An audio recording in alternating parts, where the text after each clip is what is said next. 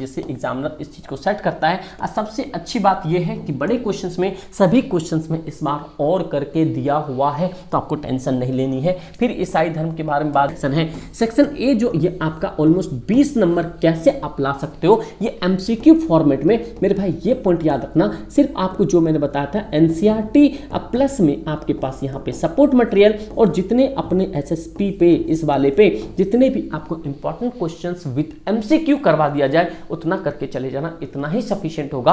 अब section C को अच्छे से अटेम्प्ट करोगे, ये 2023-24 में जो आपके सैंपल पेपर में दिख रहा है कि क्वेश्चन 28 से 30 ये जो 2-3 क्वेश्चन है ये लॉन्ग टाइप क्वेश्चन है जो कि आपको 8 नंबर दे जाएंगे और इसको 350 वर्ड से ऊपर नहीं जाने देना। तो ये भी पॉइंट आपको याद रखना है, जितना लिमिटेशन इन्होंने लगा कर दिया है उतना ही लिमिटेशन आपके पास होना चाहिए। समझे मेरी बात? तो ये भी पॉइंट मेरे भाई क्लास 11th में आप लोग हो और आप लोग का जो फाइनल पेपर है आप लोग के सामने एनुअल पेपर का, ये आपके पास क्लास 11th के एनुअल पेपर के हिस्ट्री का सैंपल पेपर आपके सामने आ चुका है। बस इस चीज को समझना, अगर मिड टर्म में अगर आपके नंबर कम आए हैं खास करके हिस्ट्री में, तो मेरे भाई इस पेपर को 1 से 2 बार सॉल्व कर लेना, आपको समझ जाओगे कि भाई फाइनल पेपर जो आपका एनुअल है वो किस तरीके का आने वाला है। बस दिल दिमाग को स्थिर करके सुनना।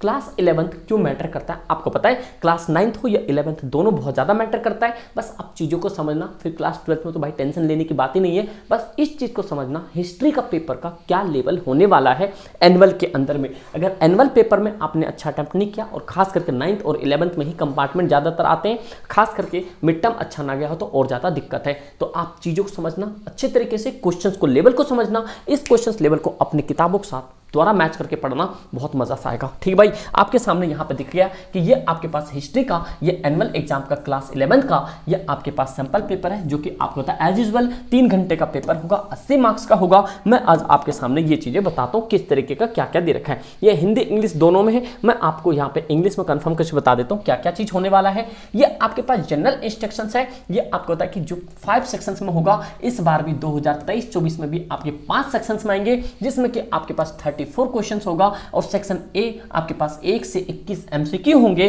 तो मेरे भाई याद रखना कि ये जो क्लास 11th के अंदर ये जो एनुअल पेपर है आपका, कम से कम आप मान लो कि 20 नंबर आपके एमसीक्यू के हैं, क्योंकि आपने देखा कि एमसीक्यू मिड टर्म में भी आए थे और बहुत बच्चों का मिड टर्म में के एमसीक्यू जो लेवल का आपको बताया था उस लेवल का था, क्योंकि आपको पता है कि बुक्स के अंदर से पूछा जाता है। जो भी आपको बताऊं उस चीज को दिल दिमाग में रखना, जिस तरीके से भाई 110% आप गेम बजाओगे, क्योंकि भैया आज तक का ऑफलाइन में 95 प्लस से नीचे किसी का पॉलिटी हिस्ट्री ज्योग्राफी में नंबर कम नहीं है। समझ रहे हो बात को? तो आप चीजों को समझो। तो अब आपके सामने यहां पर आ गया सेक्शन ए है, 1 से 21 तक ये एमसीक्यू पूछा जा रहा है। सेक्शन बी में आपके 22 से 27 मतलब कि 5 क्वेश्चन आपके 2-2 नंबर के आएंगे जो कि शॉर्ट क्वेश्चंस होंगे यहाँ पे, फिर अब मतलब 3-3 नंबर के होंगे भाई, ठीक है। और यहाँ पे ईच क्वेश्चन नॉट सक्सीड, यहाँ 80 वर्ड से ज़्यादा नहीं लिखना है। सेक्शन सी आपको 28 से 30 होगा। तो यहाँ पे आपके पास बहुत बड़ा गेम चेंजर होगा, जो कि अगर आप यहाँ पे सेक्शन सी को अच्छे से अटेम्प्ट करोगे, ये 2023-24 में जो आपके सैंपल पेपर में दिख रहा है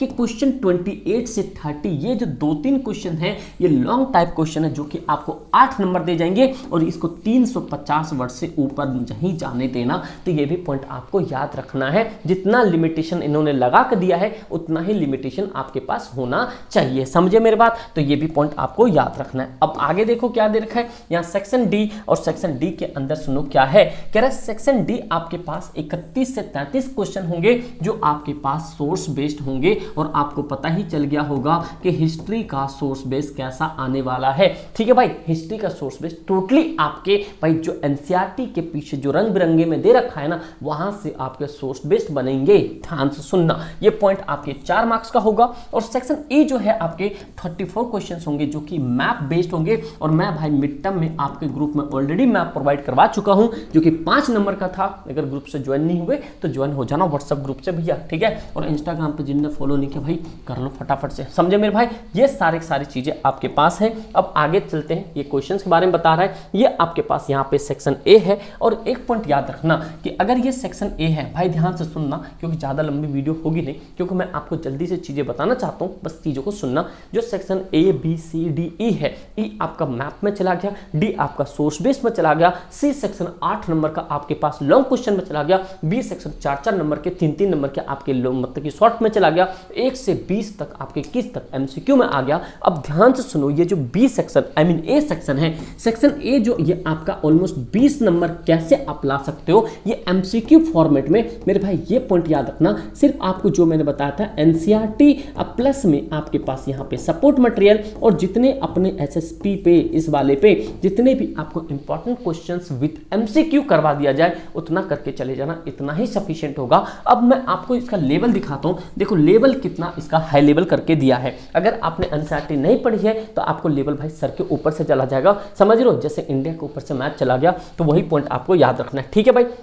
यहाँ पे देखो, यहाँ पे हिंदी का मेसोपोटामिया के बारे में दे रखा है, क्योंकि आपको होता है कि 30% जो है ये आपके पास 30% आपके मिड टर्म के भी पेपर आएंगे, ठीक है भाई, ये मिड टर्म के पेपर आएंगे, और 70% जो क्राइटेरिया है ये आपके एनुअल एग्जाम का होगा, तो ये भी पॉइंट आपको याद रखना है। तो अगर आपको ये चीज बताया हो, अगर आपने पढ़ा होगा, तो देखो क्वेश्चन किस तरीके का बनता है। मेसोपोटामिया में खनिज संसाधनों का अभाव था, ये हो गया, यहाँ पे औजार मोहरे मुद्रा आभूषण बनाने के पत्थर की कीमती थी, ये सारी चीजें आपको बता दिया। यहाँ पे ऑप्शन पूछा जा रहा है, ये ए में ए और बी होगा, बी और सी होगा, ए बी सी होगा, ए बी सी डी होगा, तो मतलब आपको क्या है भैया, ये जो आपके पास ऑप्शन दे रहे हैं ना, ये ऑप्शन इतना आसान नहीं देंगे क्लास 11th में। तो आपको क्या होना चाहिए, इसके लिए आपके पास जितने भी स्टेटमेंट पढ़ते हो वो स्टेटमेंट क्लियर होनी चाहिए। इसीलिए मैं बोलता हूँ कि अगर रीडिंग करते हो, अच्छे लेवल का सोच रखते हो, 3 टाइम्स रीडिंग होनी चाहिए, 1 टाइम्स आपकी सिर्फ रफली रीडिंग होनी चाहिए, 2nd टाइम अंडरलाइनिंग होनी चाहिए, 3rd टाइम आपके नोट मेकिंग होना चाहिए, मतलब आप उसको कंसाइज करके लिख रहे हो। आप लोग करते हो ऐसा तो कमेंट करके जरूर बताना, कितने ऐसे बच्चे जो नोट्स अपने खुद बनाते हैं, दूसरे पे डिपेंड नहीं होते। होना है बट अपने कंसाइज नोट्स खुद उसके अंदर से भी कंसाइज करना अपने आप को। अगर कंसाइज नहीं किया तो भाई वो कोई फायदा ना है, वो इतनी बड़ी बड़ी कॉपी में ही धरी धरी रह जाएगी। आपको वो कंसाइज करके एग्जामिनर को दिखाना है कि you are the best, you can do anything according to your examiners. जो भी एग्जामिनर्स है उसके अकॉर्डिंग आप कुछ भी कर सकते हो। अगर कोई भी क्वेश्चन दे तो आप उसके साथ गेम बना सकते हो, समझ रहे हो बात को। यहाँ पे तो इस तरीके का क्वेश्चन होगा। यहाँ पे देख लो मेरे भाई, जो भी इंग्लिश में शेर से नहीं है, ये चीज देखो, यहाँ पे स्टेटमेंट दिया है, और भाई ये स्टेटमेंट सेम अगर आप यहाँ पे चाहे यूपीएससी का देखोगे या स्टेट पीसीएस का देखोगे तो आपको यहाँ पे इसी तरीके का क्वेश्चंस मिलता है। चाहे आप यहाँ पे प्रीलिम्स में जाओगे, यहाँ पे मेंस लिखने जाओगे, आपको हर एक चीज का नॉलेज होना चाहिए। तो मेरे शेर से प्लीज याद रखो, जितने हमारी बहनें ध्यान सुनना, अगर आप लोग का ये मिशन है तो स्टेटमेंट बेस आपके बहुत काम आएंगे, खास करके जब आप क्लास 11 12 जो भी ग्रेजुएशन में पढ़ोगे, एमए में, ये सारी चीजें बीए में, तो मेरे भाई याद रखना स्टेटमेंट बहुत मैटर करता है। आपको स्टेटमेंट क्लियर होना चाहिए, बस एक ही पॉइंट याद रखना, कोई कुछ बोले एनसीईआरटी को 3 बार पढ़ जाना और अंडरलाइन कर जाना, और क्लास 11th और 12वीं की जो भी होगी आप एनसीईआरटी बेचने मत लग जाना, ठीक है भाई।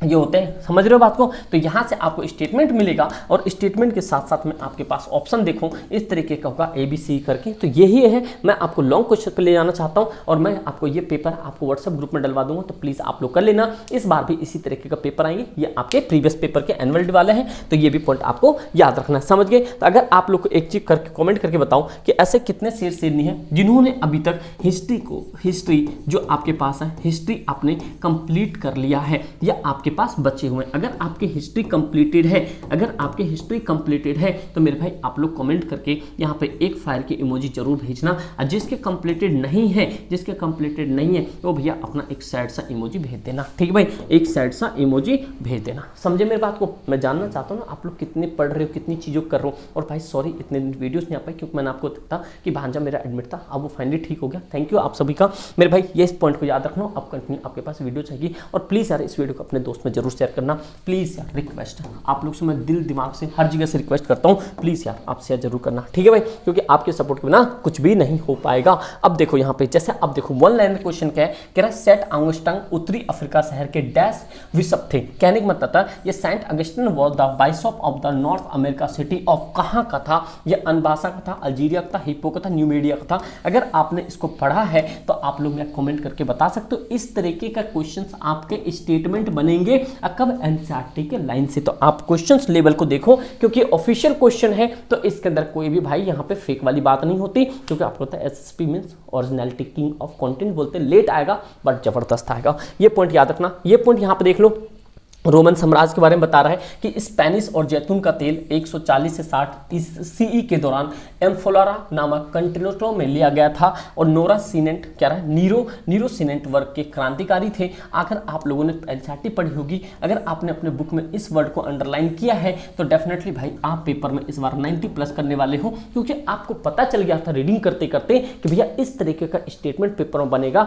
जब ही तो आपने अंडरलाइन किया है। तो एक बार चेकआउट करो क्या आपने अपने बुक में ऐसा अंडरलाइन किया है। अगर अंडरलाइन किया होगा ना भाई, आप कमेंट करके जरूर बताना, यस भैया मैंने कर रखा है, तो मैं वहीं से फिल्टर समझ जाऊंगा आप लोग का कि भैया आप लोग कुछ धमाकेदार करने वाले हो। तो धमाकेदार करने वाले, जो धमाका करने वाले होते हैं वो अलग ही दिखते हैं, ये बात पता है। तो इस तरीके के क्वेश्चन आएंगे एमसीक्यू, और इस तरीके के क्वेश्चन एमसीक्यू में आपको बहुत बढ़िया सारे क्वेश्चन देखने पड़ेंगे, जैसे मिड टर्म में दिखे थे। अब मैं आपके पास बड़े क्वेश्चन में आता हूँ, ये क्वेश्चन मैं आपको ग्रुप में डलवा दूंगा, तो प्लीज आप लोग वहां से डाउनलोड कर लेना, ठीक है भाई। और जिन बच्चों ने भाई अभी तक ग्रुप ज्वाइन नहीं किया है, चाहे टेलीग्राम हो या व्हाट्सएप ग्रुप हो, प्लीज कर लेना, डिस्क्रिप्शन में लिंक मिल जाएगा, और भाई इंस्टाग्राम पर जरूर फॉलो कर लेना, ठीक भाई। तो ये पॉइंट आ गया यहाँ पे। ये सारे आपके पास 21 क्वेश्चन होंगे जो कि आपके पास बहुत अच्छे क्वेश्चंस होंगे, जैसे एग्जाम्स विद चाइनीज बिकॉज किस तरीके से है, यहाँ 15 हो गया। मैं आपको लॉन्ग क्वेश्चंस में लाना चाहता हूँ, वहां से मैं आपको बताऊँ किस तरीके से यहाँ पे। अब देखो ये पीपल्स जो क्या कहते हैं, number of the native peoples become the citizen of USA but not conditions that they. अब बताओ ये सारे क्या है, स्टेटमेंट बेस्ड है। अगर ये स्टेटमेंट नहीं हो तो आप कैसे कर पाओगे,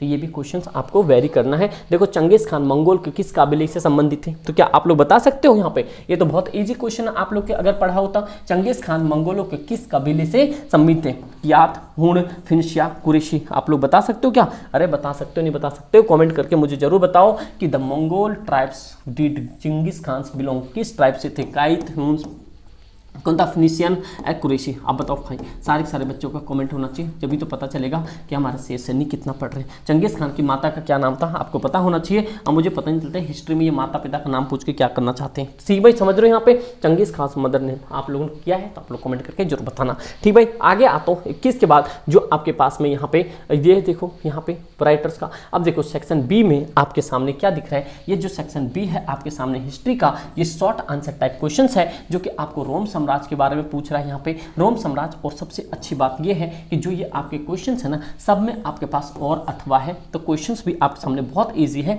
रोम साम्राज्य के दौरान दासों स्थिति का वर्णन करिए। वो जो दास लोग थे, वहां पे जो लोग काम करते स्लेव थे। Describe the condition of slaves during the Rome empire. तो आपको इस तरीके का क्या करना है, आपको नोट्स अपने आप से बनाना, कंसाइज करना है। फिर क्या, explain the third century crisis the Rome empire, मतलब रोम साम्राज्य में 3वीं शताब्दी के संकट की व्याख्या कीजिए। तो आप यहां से एक पॉइंट समझो, इंपॉर्टेंट क्वेश्चन आने से पहले बता रहा हूं आपको, रोम एम्पायर के ऊपर में आपको कम से कम 10 लाइन जरूर लिखनी है। क्या बोला मैंने, 10 लाइन लिख के आप कुछ नहीं करना। जैसे मैं ऑफलाइन में बताता हूं, आपके पास एक ये सीट है, यहां पे सीधा सीधा आपको डालना है रोमन एम्पायर, ठीक है। रोमन एम्पायर डाला आपने, यहां पे कंसाइज करके आपने 10 पॉइंट लिख लिया, और उस 10 पॉइंट को अपने दिल दिमाग में छाप लिया। अगर आपने ऐसा कर लिया ना भाई, क्लास 12 के बोर्ड में भी आप डंका बजाओगे, अगर इतना करते हो तो। समझ रहे हो बात को, तो भैया करके चलो, ऐसे कुछ नहीं होगा, समझिए। अगला देखो लॉन्ग क्वेश्चन किस तरीके का है, यूरोपियन लोगों के लिए मेसोपोटामिया क्यों महत्वपूर्ण था। तो अब आपको पता चल गया, मेसोपोटामिया आपको पता ही है।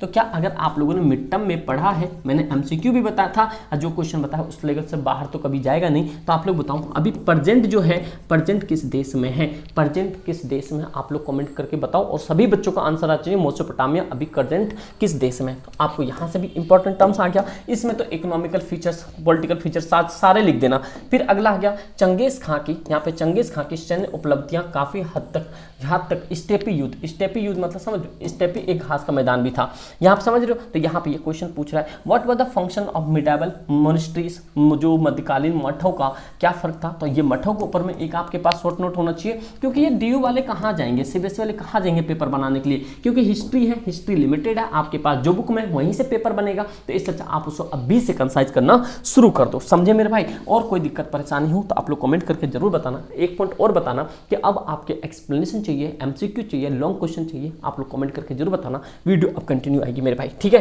कि how did the native people of the North America lead their life, तो क्या आप बता सकते हो ये वाला क्वेश्चन अगर आपने पढ़ा है और आपको ये चीज पता है कि अमेरिका के अंदर में कितने स्टेट है। चलो ऑप्शन दे देता हूँ, यहाँ पे 50 दे दिया, यहाँ पे 52 दे दिया, यहाँ पे 55 दे दिया, या इसमें से नन ऑफ दिस। 55 तो सही से लिख दें, ये 55 आप लोग को पता है। जैसे इंडिया में कितने स्टेट है, चलो बताते हैं कि भारत के अंदर में कितने स्टेट है, कितने यूटी, क्या आप लोग कमेंट करके बता सकते हो। इंडिया में कितने स्टेट है, कितने यूटी, और अमेरिका के अंदर में कितने स्टेट है, बता दो मेरे भाई, ठीक, कमेंट करके बताऊं, क्योंकि धुरंधर मेरे सिर से नहीं हूं। अब आ जाओ फॉर्म में दोबारा से, ठीक है भाई। आप लोगों ने बहुत सारी चीजें पढ़ ली होगी, कोई दिक्कत वाली बात नहीं, दोबारा रिवीजन हो जाएगा। An important part of the मेर्जी, अब देखो मेजी सुधारों का एक महत्वपूर्ण हिस्सा अर्थव्यवस्था का आधुनिकरण था। तो मतलब आपके पास जो जो टॉपिक आ रहे वो आप यहाँ पे कर सकते हो। लॉन्ग क्वेश्चंस आपके पास देखो किस तरीके का। मेसोपोटामिया में शुरुआती शहरीकरण के लिए आवश्यक शर्तें क्या क्या थी, तो ये जितने भी हैं ये आपके पास सेक्शन सी है, और सेक्शन सी आपके 8 नंबर के हैं। तो मतलब आपको कम से कम 350 वर्ड में लिखने हैं जो आपके सामने क्वेश्चन दिख रहे हैं। इसीलिए भाई सीबीएसई एग्जामिनर इस चीज को सेट करता है।